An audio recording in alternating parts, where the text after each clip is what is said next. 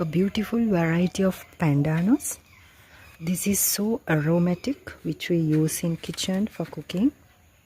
So this plant, another variety of Pandanus, so green and lush.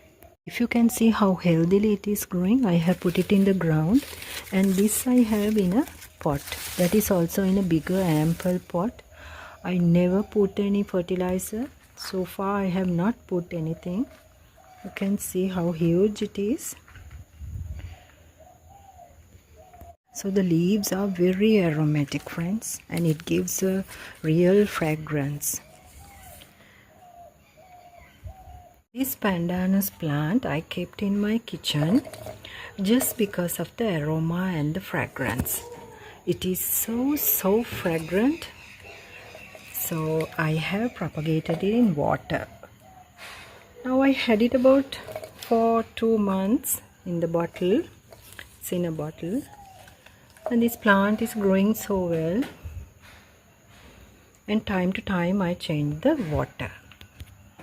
These are the Pandanus plants. So these are one of the low maintenance and permanent plants which doesn't need regular watering, and also these plants are low maintenance and permanent. You don't need any fertilizer to grow these beautiful plants. They are variegated leafy plants and also easy to grow. They fit into huge planters. You can put them in small planters, but make sure to transfer them to another pot. Then you will have to transfer them to ample planters where they can grow very healthily and bushily. So this plant is one of the low maintenance plant which doesn't need much care, but do not overwater this plant. If you see withering leaves like these, that is one reason, overwatering or getting poured by rain. So rainy water too much, and also due to many other reasons. So in this video I will be sharing with you some of the reasons and also some of the tips and tricks of growing Pandanus plants. So once you bring this Pandanus plant, make sure you keep it in a shady corner in your garden. Too much of bright light is not necessary, but these plants can tolerate any kind of weather. So when I say right in direct sunlight is the right place. So make sure to keep it in an area where this plant can receive bright indirect sunlight. So these are, we can see these are variegated leafy plants, so they can tolerate sunlight. So direct sunlight will definitely burn the leaves, and you will see many withering leaves soon after you kept it in a bright location. So make sure to keep it in a shady corner. So that is the most important thing. When it comes to watering these beautiful plants, you can always soil and water.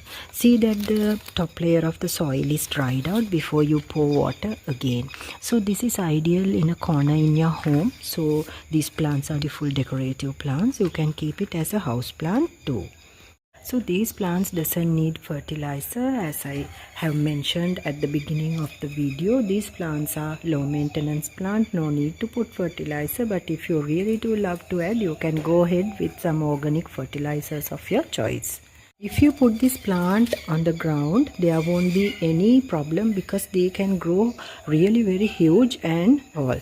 But if you put it in a planter, now look at this one, they fits into medium to large size planters. Make sure you put them in large size planters so that they will produce many baby pups. You can see it in my plant.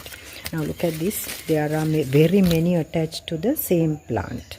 If you see your plant leaves are getting dried out like in mine, you can cut them off first. Now look at these dried leaves. Because of the exposure, too much of exposure to the sun, you can cut them out. But what I do is I put them inside the same plant so that they work as compost.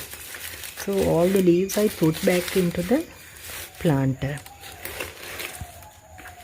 So if you see any spots in your leaves, that means it's overwatering or it is underwatering, maybe too much of fertilizer. So see to those.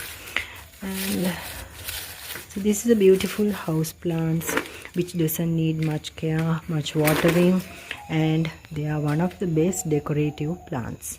When the plant produces baby plants like this, now look at this one, you can simply remove it from the mother plant and put it in a separate pot, or else you can propagate them in water as well. So this is a baby plant.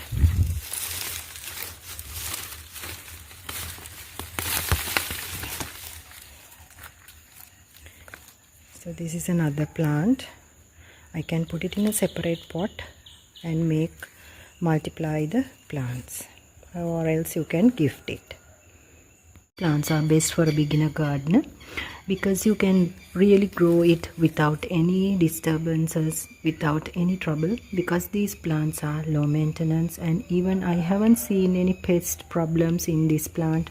No need of regular care, and once you bring it from a nursery, you can just keep it in a corner and water it, and even if you don't put any fertilizer, you will see the growth is the same. So friends, this is best indoor plants and also low care, low maintenance plant. So this is about the Pandanus plant today.